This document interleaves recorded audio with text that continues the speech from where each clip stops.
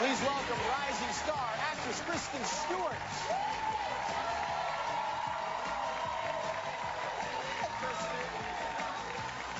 Nice to see that. Here, come on in, right there. That's your seat. All right. Oh, so much to cover with Kristen here. This new movie, Catch That Kid. Congratulations. Thank you very much. Doing a great job scaling the wall there. Yeah. And you play the kid we want to catch. I do. Why? In the darkness. I should have killed her when she was a child. I need her heart beating with blood.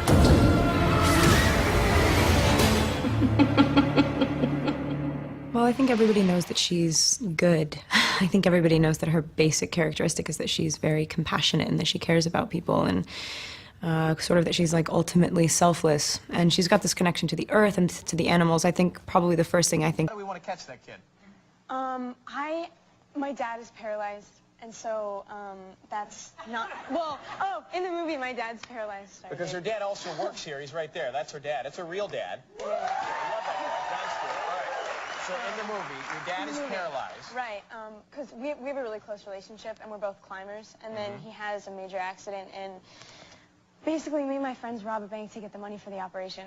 Well, I'm going to have to keep you here. We've got the... When I think Snow White is the deer and the bunny and the birds all at the same time sort of surrounding her, and we're definitely not... We're not intentionally, rebelliously turning it on its head. I just don't think that right now it's as effective a character for women because times have changed. I mean, like, back in the day, it was very valued and really cool and perfectly fine at that time to be the best mother that you... Yeah. So we've got you. We're not letting you get out. All right, William Hung, could you guard the door? Stand by. 13 years old, by the way, right here. This very poised young lady. And this is kind of, this is like your first live talk show, right? It is my first live talk show. I've done like morning news and stuff. Yeah, well, yeah, that's news. This is much more exciting. Let me show you a little bit how it works. We've got, for example, the audience there that stares at you. You can be to, you know, clean house better than anyone. It was just that, you know, we do more than that now. I was so excited to see, like, how far I could push it, and I knew that with Rupert, he wouldn't ever put me in a situation where I couldn't have those experiences. Like, you read a script and you want to get as absolutely close as you can to the real thing. Because you just want to remember it that way. You don't want to fake it. It's not about the result. It really is about like the experience of it. And then we've got we've got a camera right here, and that's going to shoot the nice shots of Kristen right there. You look very beautiful. Oh yeah, well. And then we've got what else do we have? Well, we got the guy who bought his wife a wallet for Valentine's Day. It's our executive producer, Adam, over there. I don't know what. Are you watching another show? What are you doing over there in the corner? So, all right, and then we've got this really bossy guy on the staff that just pretty much barks and tells me what to do, and that's your dad. Rupert always put us in a world that didn't feel silly, and we're doing a fairy tale. We're doing Snow White, and so like when I'm screaming at trolls, I like really believed in that, and that's Rupert. And it's hard. It's like it's hard. The movie's fast. It's really painful. Troll!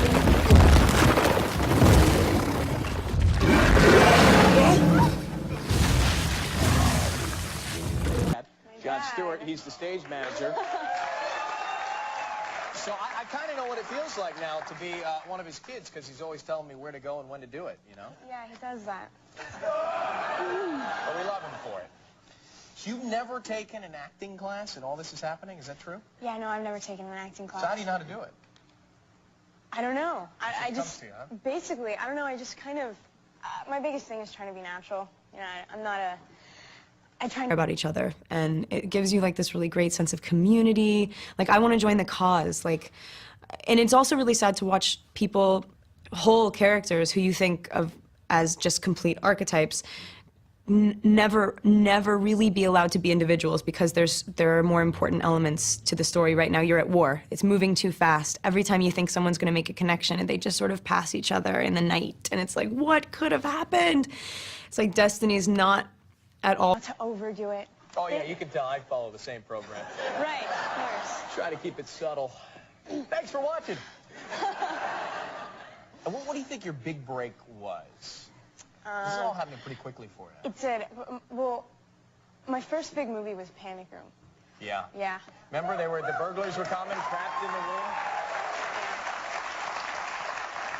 That made us all think about redoing the Rec Room into the Panic Room, right? All what you think it's gonna be. If you return without me, you're dead. If you leave me, I'm dead. I'm so not like a performer. I would never, you know, like going on TV. I'm always like, that, you know, the drive to do it is so different to other people, and I'm not discrediting that. There are born performers. There are people that you love to watch just be themselves. And so that was the big break. Jodie Foster, you're a big fan of hers? Yeah. Actually, even before I did the movie, I don't know, she's cool because she's not just an actress. I mean, she's a producer, director, writer, so she kind of dips into other things, which I think is awesome. Now, your father said that he had something he wanted to give to you. Is this what you wanted to give to her? Okay, and what do you want it to do? You want Oh, he would like for you, being, you know, this is your first live experience, to do a little interview. I think just ask me a couple of questions. Okay. So your dad's now producing the program.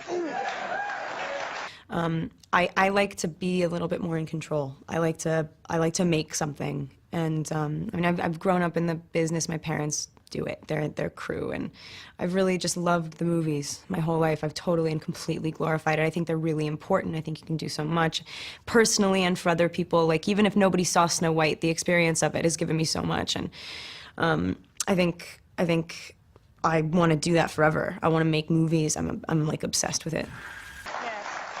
So that's the blue card there. That's in case you forget what the hell's going on.